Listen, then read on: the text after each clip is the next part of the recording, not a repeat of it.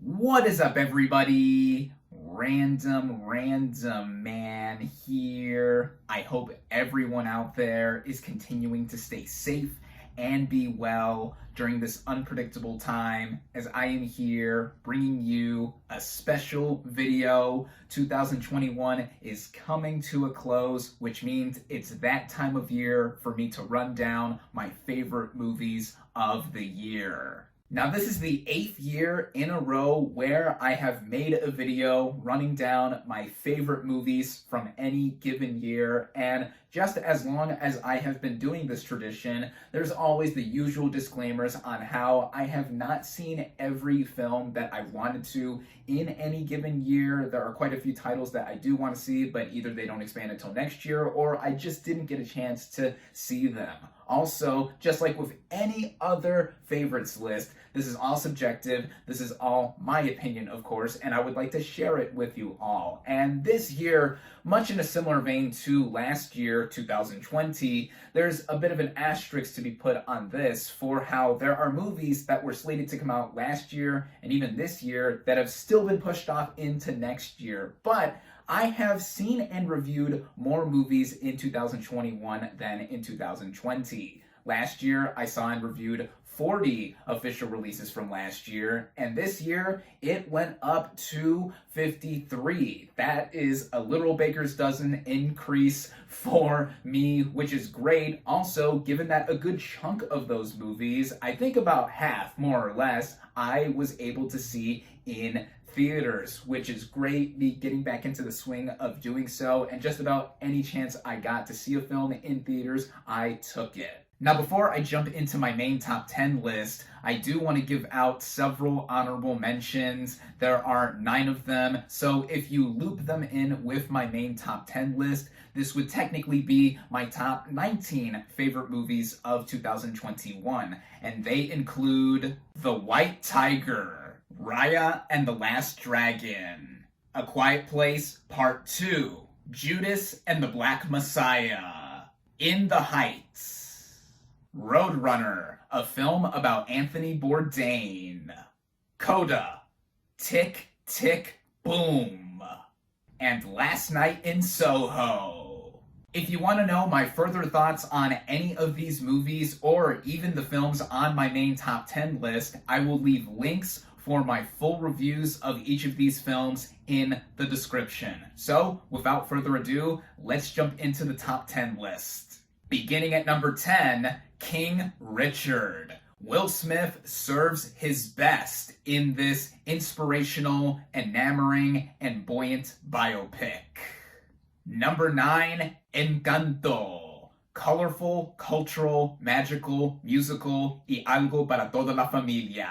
Number 8, No Time to Die. One of the few movies this year that I saw twice in theaters, and one of the few movies this year where my opinion of it increased after a rewatch. In my original review, I had already said that I really enjoyed this film, but seeing it a second time with my dad for his first viewing made me love it. He is a bigger James Bond fan than me, and I knew he would at least like this movie. So imagine my surprise in him not only loving it, but also saying that it is one of the best Bond movies, period. Even almost made him cry, which adds on to this film being a bittersweet, dynamic, and sprawling send-off for the dashing Daniel Craig. Number 7, The Suicide Squad. James Gunn delivers the DCEU's best through uncompromising violence, humor, and energy. Number 6, The Green Knight. Dev Patel props up David Lowery's ambitious, bewitching, gorgeous, and meditative medieval epic.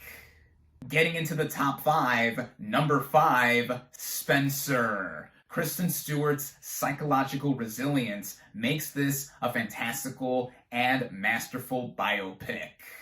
Number 4, Licorice Pizza. A hilarious, light, and unconventional romantic dramedy by Paul Thomas Anderson. Getting into the top 3, number 3, Titan. A perturbedly piercing and surprisingly sweet sophomore effort by Julia Ducournau. Number 2, my runner-up of the year, Summer of Soul, or When the Revolution Could Not Be Televised. An electrifyingly informative directorial debut by Questlove and a soulful masterpiece. Finally, at number 1, my favorite movie of 2021 is West Side Story. This is another one of the few films that I saw twice in theaters this year, during its opening weekend no less, as this is a vivacious, timely, sweeping, and remarkable musical masterpiece. All hail Steven Spielberg. Whew. And there you have it, my favorite movies of 2021, as I also do every year at the end of one of these videos. Also, this marking my final video of the year. I wanted to take this opportunity to thank you all, yes, even you watching this video right now, for your viewership. Whether you're a longtime viewer of mine or have just discovered my channel this year, thank you, thank you, thank you. I love you all, and thank you for sharing the passion of the magic of the movies.